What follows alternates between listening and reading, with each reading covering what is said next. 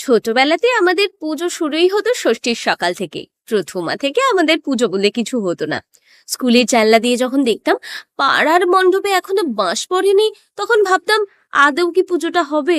ষষ্ঠীর সকালে একটা হাতকাটা সুতির টেপ জামা, একটু ক্যাপ ফাটানোর টাকা, একটা চিপস খাওয়ার টাকা হলেই আমাদের পুজোর জমজমাটি।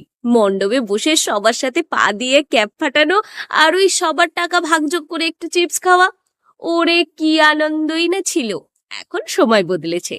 এখন নতুন নতুন শাড়ি, নতুন সাজ, কলকাতার বিভিন্ন অ্যাস্থেটিক জায়গায় গিয়ে ফটোশুট, বন্ধুদের সাথে রাতে ঘোরা, একটু ফুচকা খাওয়া, দুটোর স্বাদ ভিন্ন। তবে আমার বিশ্বাস সবার ছোটবেলাটাই বেশি প্রিয় ছিল, কারণ তখন যেভাবে আনন্দ করতাম এখন যতই চেষ্টা করি সেরকম ভাবে আর আনন্দ করা যায় না, কিংবা হয়ে ওঠে না।